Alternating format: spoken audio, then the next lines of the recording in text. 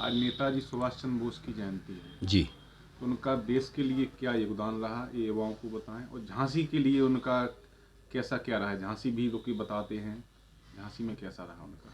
सुभाष चंद्र बोस, इस देश के नेता शब्द जो आया है वो सुभाष चंद्र बोस के लिए ही निकला था। शब्द के नेता वही थे, नेताजी सुभाष चंद्र बोस।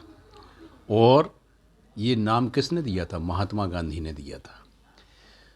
और वो आईसीएस में उन्होंने, सुभाष चंद्र बोस ने उस दौर में, अंग्रेजी दौर में, जो सबसे बड़ी पोस्ट हुआ करती थी इंडियन सिविल सर्विसेज में, टॉप किया था उन्होंने कलकत्ता यूनिवर्सिटी को। तो सुभाष चंद्र बोस जैसा नेता होना तो मुश्किल है। तुम मुझे खून दो, मैं तुम्हें आज़ादी दूंगा, ये जब नारा उन्होंने लगाया तो अंग्रेज़ों की चूलें हिल गई थी। अंग्रेज उनके उससे डरते थे। सुभाष चंद्र बोस का सही आंकलन देश ने नहीं कर पाया और उसके लिए पूरी तरह से कांग्रेस ही दोषी है। इसीलिए उन्होंने कांग्रेस से त्यागपत्र देकर फॉरवर्ड ब्लॉक का दल बनाया था एक, सुभाष चंद्र बोस ने।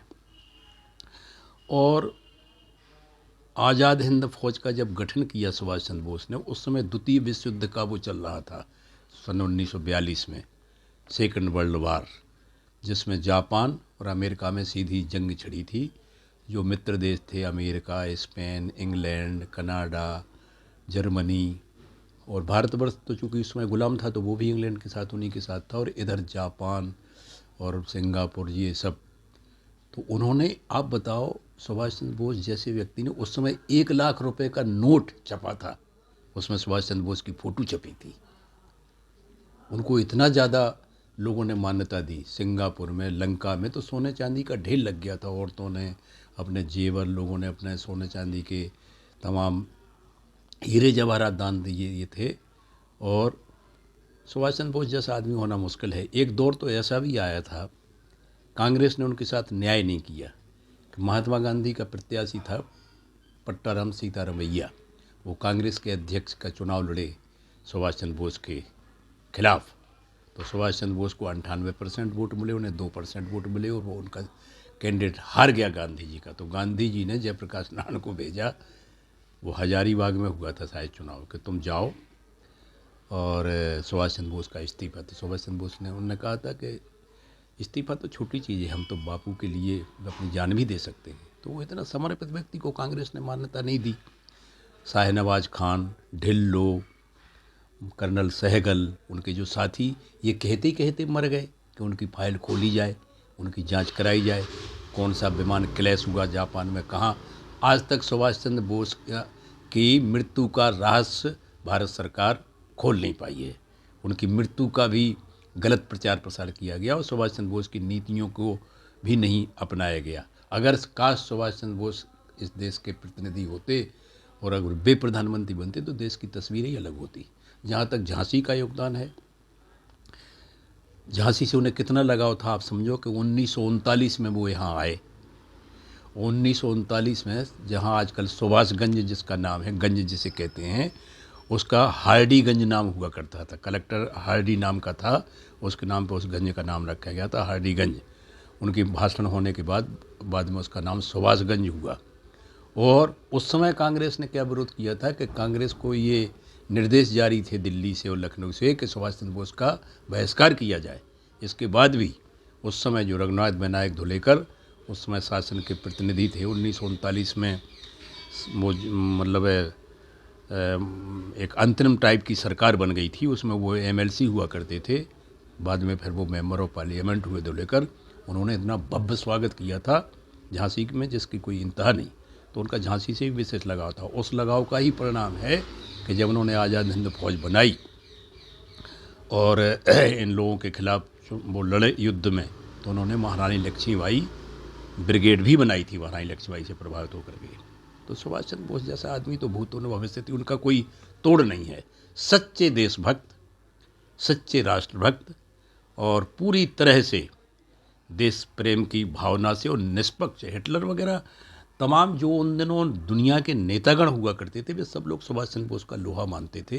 लेकिन भारत सरकार जो कांग्रेस के नेतृत्व में पंडित जवाहरलाल नेहरू के टाइम में थी, उन्होंने उनके साथ न्याय नहीं किया आज भी सुभाष चंद्र बोस को नरेंद्र दामोदर दास मोदी ने, जहाँ पे जॉर्ज पंचम की मूर्ति और इंडिया गेट बना, ये पहला अवसर है नरेंद्र दामोदर दास मोदी का कि जिन्होंने उनकी प्रतिमा बोट क्लब पे लगवाई।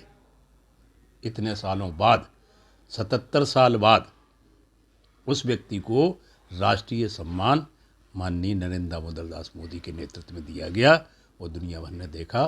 नहीं तो जितने भी देश में संस्थान बने, स्कूल बने, विश्वविद्यालय बने, कोई भी चीज़ बनी हो, सब नेहरू जी, राजीव गांधी, इंदिरा गांधी, नेहरू जी, राजीव गांधी, इंदिरा गांधी।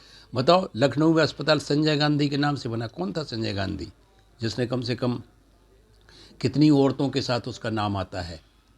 चरित्रहीन व्यक्ति था जो अपनी पत्नी को, मेनका गांधी को, एक काल गर्ल के रूप में उन्होंने लव मैरिज की थी। तो ये तो नेहरू जी खानदान, जवाहरलाल नेहरू के खानदान ने इस देश को अपनी जागीर समझ करके सुभाष चंद्र बोस जैसे नेताओं के साथ अनदेखी की।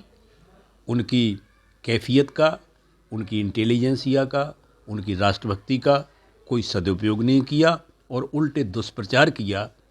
इसलिए हमको उसका प्रायश्चित करना चाहिए। और जैसे कल राम मंदिर का उद्घाटन हुआ, भगवान राम का, सारी दुनिया ने सराहना की उसमें।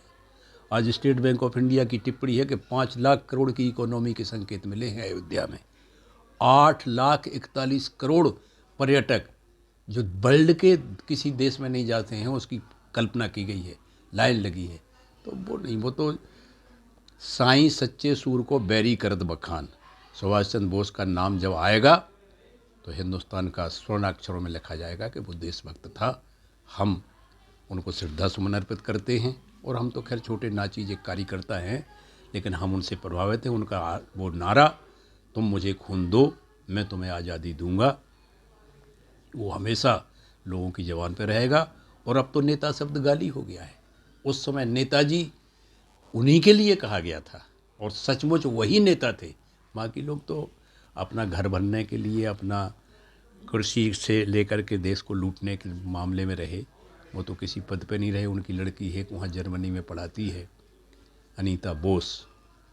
उन्होंने कई बार कहा, उनके भाई ने भी। और बड़े सुभाष चंद्र बोस बड़े ख़ानदान के बेटे थे, इसलिए हम उनको श्रद्धा सुमन अर्पित करते हैं। और आपको धन्यवाद देते हैं कि आपने हम जैसे छोटे कार्यकर्ता को सुभाष चंद्र बोस की जयंती पर याद किया। धन्यवाद।